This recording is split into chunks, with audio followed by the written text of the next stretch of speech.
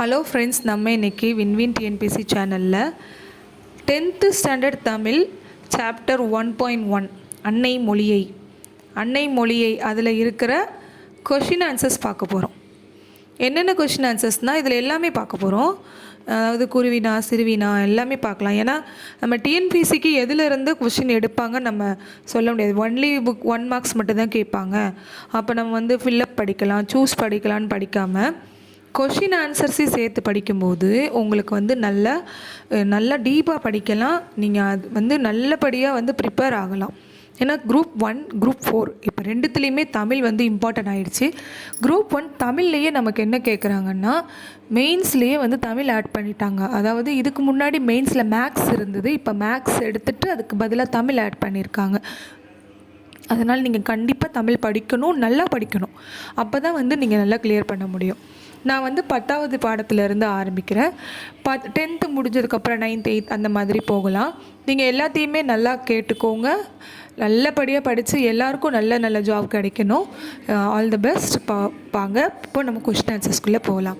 First question, Natrinai நல்ல குறுந்தொகை ஐங்குறு நூறு ஒத்த பதிற்று 10 ஓங்கு பரிபாடல் கற்றறிந்தார் ஏத்தும் கலியோடு அகம்புறம் என்று திறந்த 8 தொகை. இதான் அந்த பாடலை கொடுத்துட்டாங்க. இந்த பாடலில் இருக்கிற 8 தொகை நூல்கள் எல்லாமே இருக்குல்ல, நற்றிணை குறுந்தொகை ஐங்குறு நூறு பதிற்று 10 பரிபாடல் இதெல்லாமே இருக்குல்ல, இதுக்கான பெயர் காரணம் கேட்குறாங்க. சரி, இப்படியே கூட நம்மளுக்கு ஒரு 1 மார்க் கொஸ்டினாக கேட்கலாம். சூஸ் த கரெக்ட் ஆன்சராக. நற்றிணை இதை பிரிக்கணும் முதல்ல. ஸோ பிரித்து எழுதுக தெரிஞ்சாலே நம்ம இதை பண்ணிடலாம். நல் ப்ளஸ் திணை, நல் ப்ளஸ் திணை. தொகை நூல்களில் முதல் நூல் நல் என்னும் அடைமொழி பெற்ற நூல். தொகை நூல்களில் முதல் நூல் நல் என்னும் அடைமொழி பெற்ற நூல். குறுந்தொகை நல்ல குறுந்தொகை எனவும் அழைக்கப்படும் குறைந்த அடியளவில் பாடப்பட்ட பாடல்களில் தொகுப்பு. குறுனா என்னது? சின்ன சின்ன அடிகள். குறைந்த அடிகளில் பாடப்பட்ட பாடல்களின் தொகுப்பு, ஆதலால் குறுந்தொகை என்று அழைக்கப்பட்டது. ஐங்குறு நூறு 5 இணைகளை பாடும் நூல். குறுகிய பாடல்களினால் கொண்ட நூல். 5 இணை என்னது? குறிஞ்சி, முல்லை, நெய்தல், மருதம், பாலை. இந்த திணைகளை வச்சு பாடின நூல் தான் ஐங்குறு நூறு. பதிற்று 10 சேர அரசர்கள் 10 பேரை பாடினது தான் பதிற்று 10. 10 பேர். எந்த 10 பேர்? சேர அரசர்கள்.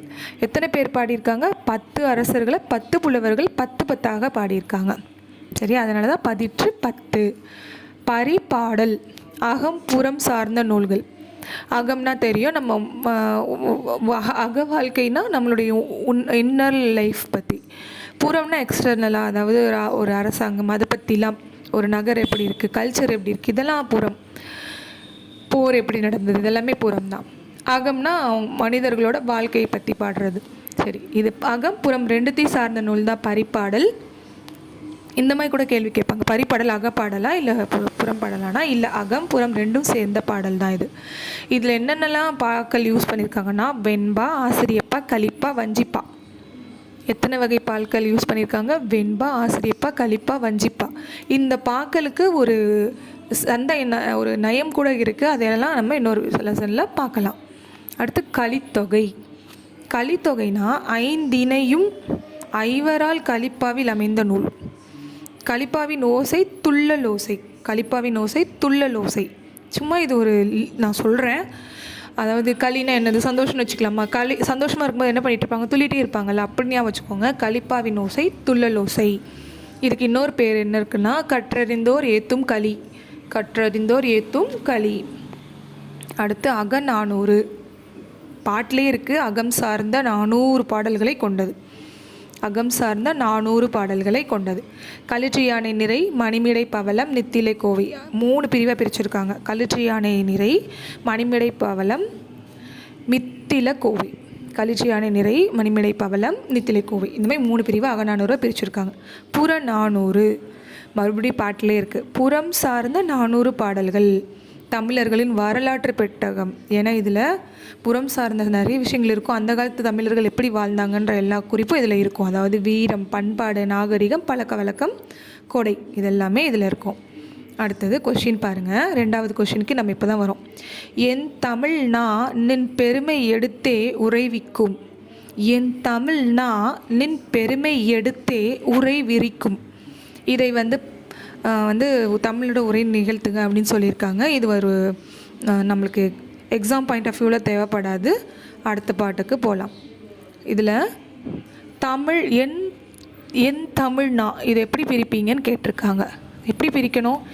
எம் கூட்டல் தமிழ் ப்ளஸ் நா. எம் கூட்டல் தமிழ் கூட்டல் நா. சரியா? அதுதான் சரியான ஆன்சர். அடுத்த கொஷின் போகலாம்.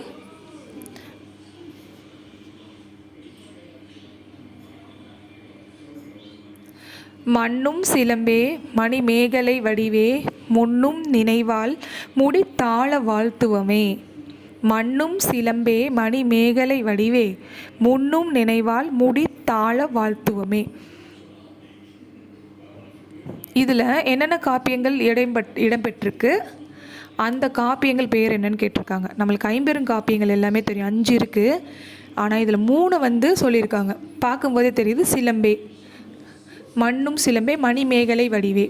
ஸோ இதில் என்ன இருக்குன்னா, மணிமேகலை வடிவே முன்னும் நினைவால் முடித்தாள வாழ்த்தோமே. இதில் என்ன ஆன்சர்னா, சீவக சிந்தாமணி வளையாபதி குண்டலகேசி.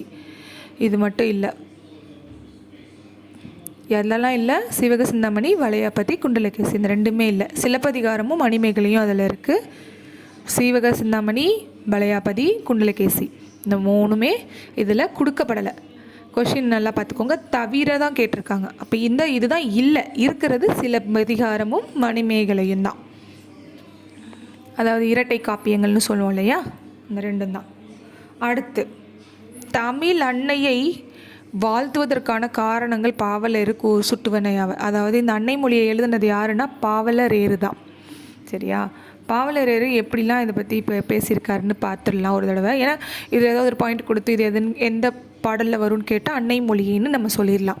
அன்னை மொழியே அழகான செந்தமிழே பழமைக்கு பழமையாய் தோன்றிய நறுங்கனியே குமரி கண்டத்தில் நிலை பெற்று அரசாட்சி செலுத்திய மண்ணுலக பேரரசே பாண்டியனின் மகளே திருக்குறளின் பெரும் பெருமைக்குரியவளே பாட்டும் தொகையும் ஆனவளே 17 கீழ்கணக்கே நிலைத்த சிலப்பதிகாரமே அழகான மணிமேகலையே கடல் கொண்ட குமரியில் நிலையாய் நின்று அரசாட்சி செய்த பெருந்தமிழ் அரசே பொங்கி எழும் நினைவுகளால் தலைப்பணிந்து தமிழே உன்னை வாழ்த்துகின்றோம்.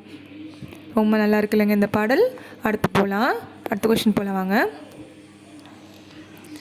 மனோன்மணியம் சுந்தரனாரின் தமிழ்தாய் வாழ்த்து பாடலையும் பெருஞ்சித்திரனாரின் தமிழ் வாழ்த்தையும் ஒப்பிட்டு மேடை பேச்சு ஒன்றை உருவாக்குகன்னு கொடுத்துருக்காங்க. இது எக்ஸாம் 10th பசங்களுக்கு இது யூஸ்ஃபுல்லாக தான் இருக்கும். நமக்கு அவ்வளோ யூஸ்ஃபுல் இருக்காது. டிஎன்பிஎஸ்சி படிக்கிறவங்களுக்கு இது ரொம்ப இம்பார்ட்டன்ட் கிடையாது. ஆனால் கொஸ்டின்லேருந்து நீங்கள் ஒரு விஷயம் தெரிஞ்சுக்கோங்க.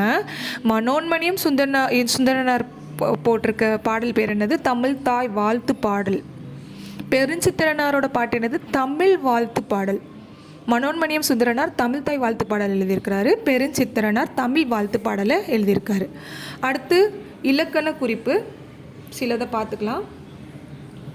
செந்தமிழ், செம்மை ப்ளஸ் தமிழ்னு சொல்லுவோம். நறுங்கனி, நறுமை ப்ளஸ் கனி. பேரரசு, பெருமை ப்ளஸ் அரசு. செந்தாமரை, செம்மை ப்ளஸ் தாமரை. இப்படி மைன்னு பிரித்தாலே அது என்னன்னு சொல்லலாம்? பண்பு தொகைகள்.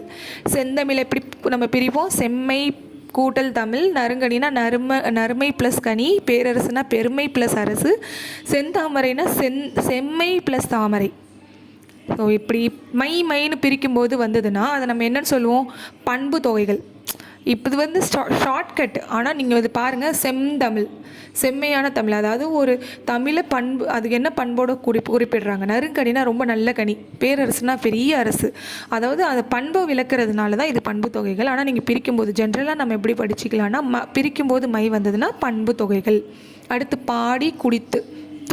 பாடி என்ன பண்ணாங்க? பாடினானா, பாடி முடிச்சிட்டாங்களா, பாடிட்டுருக்காங்களா, குடிச்சிட்ருக்காங்களா, இல்லை குடித்து முடிச்சிட்டாங்களா. இது மாதிரி எந்த ஒரு காலம் பெருசாக இல்லை. அதனால் இது என்னன்னு சொல்லலாம்? வினை எச்சங்கள். வினை எச்சங்கள். அடுத்து கேள்வி பதிலுக்குள்ளே போகலாம். பலவுள் தெரிக. 50 காப்பியங்களில் பொருந்தாததை தேர்க. பொருந்தாததை பாருங்கள். யசோதர காப்பியம், சிலப்பதிகாரம், மணிமேகலை, சீவக சிந்தாமணி. சிலப்பதிகாரம், மணிமேகலை, சீவக சிந்தாமணிலாம் ஐம்பெரும் காப்பியங்கள்.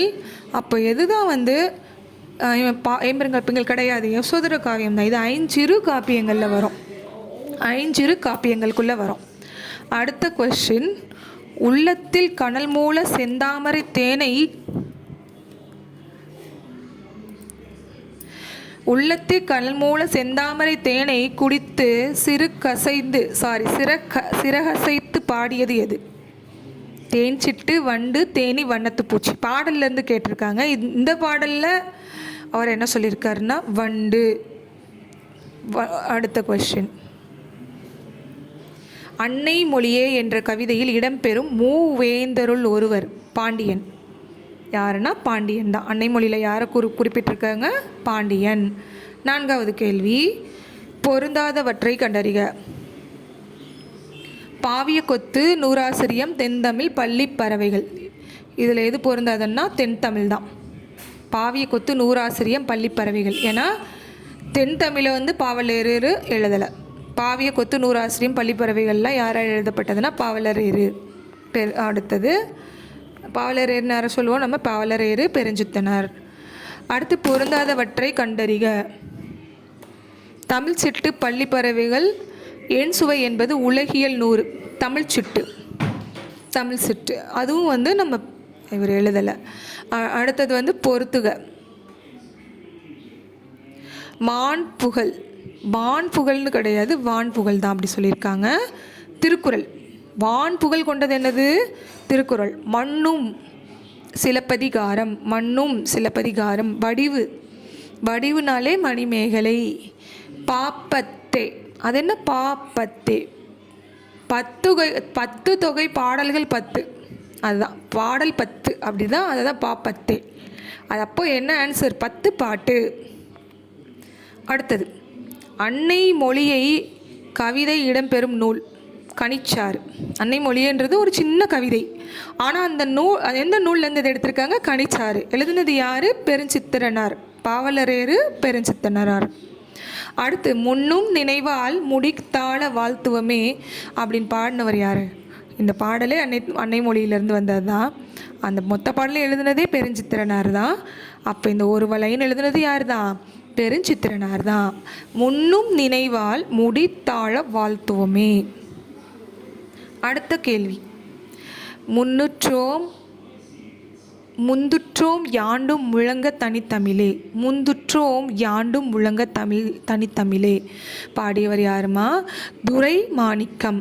பாடியவர் யார்? துரை மாணிக்கம். அடுத்தது பாருங்கள், இது வேறு பாடல். நற்கணக்கே என்பதில் சுட்டப்படும் நூல்கள் எத்தனை? 18. நற்கணக்கேனா 10 பாட்டு 8 தொகை. இந்த 2 சேர்த்தது தான் நற்கணக்கு. 18 மொத்தம் 8. என்ன இந்த 18ன்னு நினைக்காதீங்க, 10 பாட்டு 8 தொகை 2 சேர்ந்தது தான் 18 நற்கணக்கே. அடுத்தது, மண்ணும் சிலம்பே மணி மேகலையே வடிவே எஞ்சியுள்ள பெருங்காப்பியங்கள் எத்தனை? மண்ணும் சிலம்பேனா சிலப்பதிகாரம், மணிமேகலை வந்துருச்சு. மீதி எத்தனை இருக்குன்னு தான் கேட்குறாங்க. அதாவது கவுண்ட் கேட்குறாங்க, நம்பர் கேட்குறாங்க. 3 பெருங்காப்பியங்கள் இதில் சொல்லப்படலை. வளையாபதி, குண்டலப்பேசி, சீவக சிந்தாமணி, இந்த 3த்தையும் சொல்லலை. அடுத்து, துரை மாணிக்கம் என்ற இயற்பெயர் கொண்டவர் யார்? யார் இந்த துரை மாணிக்கம்? பெருஞ்சித்திரனார் தான். சரியா? பெருஞ்சித்திரனார் தான் என்ன சொல்லியிருக்காங்க? துரை மாணிக்கம்னு இயற்பெயர் கொண்டிருக்காரு. அப்போ இவரை வந்து பெருஞ்சித்திரனார்னு கொடுத்தாலும் சரி, துரை மாணிக்கம்னு கொடுத்தாலும் சரி, நீங்கள் கரெக்டாக கண்டுபிடிச்சி ஆன்சரை எழுதிடணும். பெருஞ்சித்திரனார் பாடலில் பழமைக்கு பழமை எனும் நூல் எனும் பொருள் தரும் சொல். பழமைக்கு பழம். முன்னை முகிழ்ந்த, முன்னைக்கும் முன்னை. ஆன்சர், கரெக்டான ஆன்சர் வந்து முன்னைக்கும் முன்னை. அதாவது ரொம்ப பழமைக்கும் பழமையானது. அடுத்து, பாப்பத்தே என்ன தொகையே? எண் தொகையே. அதாவது 10 பாடல் 8 தொகை. 10 பாடல் 8 தொகை, 10 பாட்டு 8 தொகை. இதான் வந்து பெருஞ்சித்திரனார் பாப்பத்தேன்னு ரொம்ப சிம்பிளாக முடிச்சுட்டாரு. அடுத்தது, பெருஞ்சித்திரனார் முந்துற்றோம் யாண்டும் தமிழ்தாய் வாழ்த்து என்னும் 2 தலைப்பில் உள்ள பாடல்கள் எத்தொகுப்பிலிருந்து எடுத்தாள பெற்றுள்ளன? ஏற்கனவே பார்த்த கேள்வி தான் கனிச்சாறு. பெருஞ்சித்திரனார் எழுதின அந்த முந்துற்று அப்படின்ற பாட்டும் தமிழ்தாய் வாழ்த்தும் எதுலேருந்து வந்திருக்கு? கனிச்சாறு. அடுத்த கேள்வி, செந்தாமரை தேனை குடித்து சிறகார்ந்த அந்தும்பி பாடும் அதுபோல. எப்படி? செந்தாமரை தேனை குடித்து சிறகார்ந்த அந்தும்பி பாடும் அது போல. இதில் பயின்று வரும் அணி என்ன? உவமை அணி. அது போலன்னு சொல்லிட்டாங்கல்ல, அது போல் இது போல் அப்படிலாம் வந்து கம்பேர் பண்ணி பேசினா அந்த அணி என்னது? உவமை அணி. அடுத்து பகுப்பது முறையில் பாருங்கள், செந்தமிழ். இதை பிரித்து எழுதும்போது செம்மை ப்ளஸ் தமிழ்னு வரும்.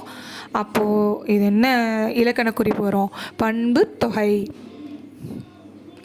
அடுத்து செந்தமிழ் செந்தாமரை. நீங்களே கண்டுபிடிங்க, ஆன்சர் என்ன வரும்? செந்தமிழ் செந்தாமரை.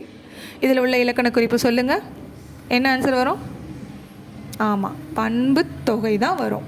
ஏன்னா பிரிக்கும்போது செம்மை ப்ளஸ் தமிழ் செம்மை ப்ளஸ் தாமரைன்னு வரும். அடுத்து உந்தி உணர்வெழுப்ப உள்ள கனல் மூல. உந்தி உணர்வெழுப்ப உள்ள கனல் மூல. இதில் வரும் நயம் என்ன? மோனை. ஊ ஊ ஊ ஒரே லைன்லேயே 3 ஊ வந்திருக்குல்ல, முதல் எழுத்து அப்படி வந்திருந்ததுன்னா மோனை. அடுத்த கேள்வி, தென்னன் மகளே திருக்குறளின் மான் புகழே இன்னொரு பாப்பத்தே என் தொகையே நற்கணக்கே மண்ணும் சிலம்பே மணி மேகலை வடிவே முன்னும் நினைவால் முடித்தால வாழ்த்துவமே. இப்பாடலில் அமைந்த எதுகை சொற்களை சொல்லுங்கள். எதுகை சொற்கள் என்ன கொடுத்துருக்காங்க? ஆப்ஷன்லாம் தென்னன், மண்ணும், இன்னும், இவை அனைத்தும். பாருங்கள், மோனைனா முதல் எழுத்து, எதுகைனா 2வது எழுத்து. இதில் 2வது எழுத்தாமே 2 சுழின்னு தான் வந்திருக்கு. அப்போது இதில் இருக்க எல்லா லைன்லேயுமே என்ன கொடுத்துருக்காங்க? எதுகை கொடுத்துருக்காங்க. தென்னன், இன்னரும், மண்ணும், முன்னும். புரிஞ்சிருச்சா? அடுத்த கேள்விக்கு போகலாம். அன்னை மொழியே என்னும் தமிழ்தாய் வாழ்த்தின் ஆசிரியர் யார்? பெருஞ்சித்திரனார். அப்புறம் அவருக்கு இன்னொரு பேர் என்ன இருக்குது? இதை வந்து நீங்கள் என்ன பண்ணணும்? கமெண்ட்டில் போடணும். அடுத்து, சாகும் போதும் தமிழ் படித்து சாக வேண்டும் என்றன சாம்பலும் தமிழ் மணந்து வேக வேண்டும். இதை மாதிரி சொன்னவங்க யார்?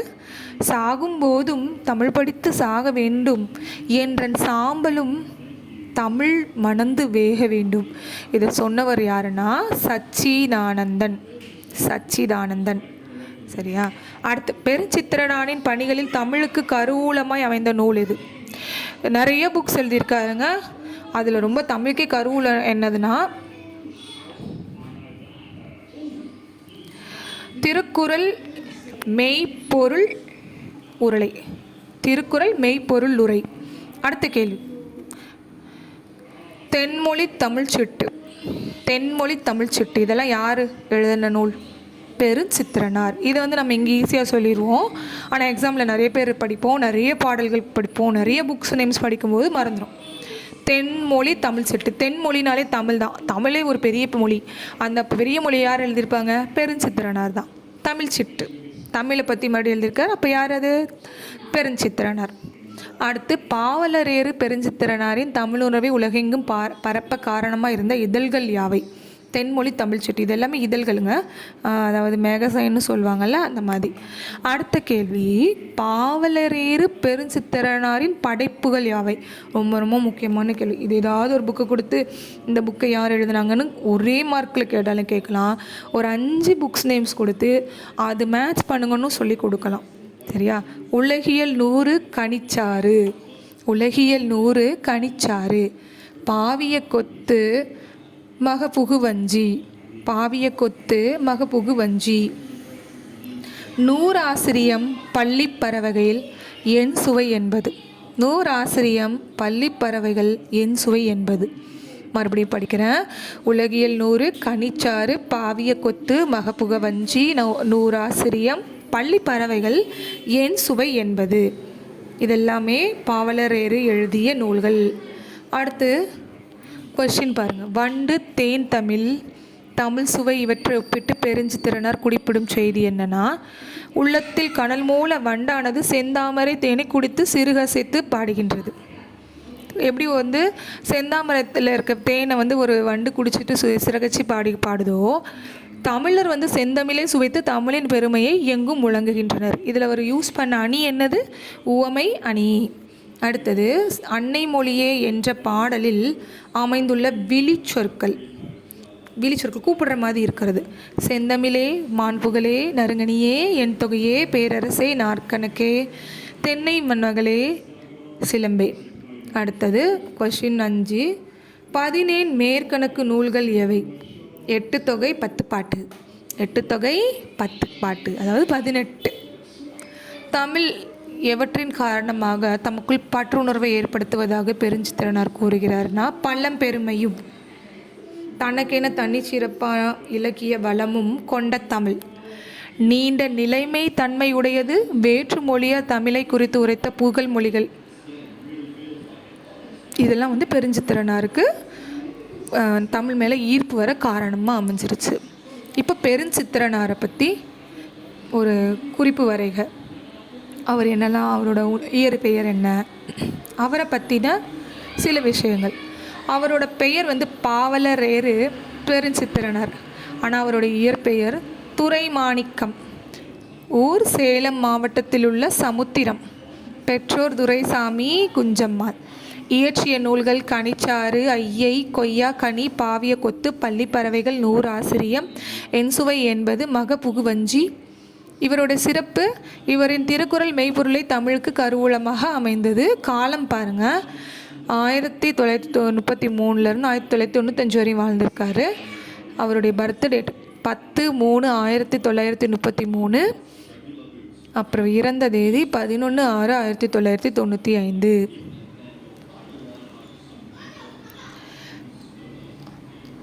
இதோட இந்த வீடியோ முடியுது. இந்த வீடியோ உங்களுக்கு பிடிச்சிருந்துருக்குன்னா சப்ஸ்கிரைப் பண்ணுங்கள், என் சேனலுக்கு லைக் போடுங்க, நிறைய பேருக்கு ஷேர் பண்ணுங்கள். நீங்கள் கொடுக்குற லைக்கும் ஷேரும் தான் என்னை மோட்டிவேட் பண்ணும், இன்னும் கொஞ்சம் வீடியோஸ் போடுறதுக்கு எனக்கு அது ஒரு இன்ஸ்பிரேஷனாக இருக்கும். நன்றி.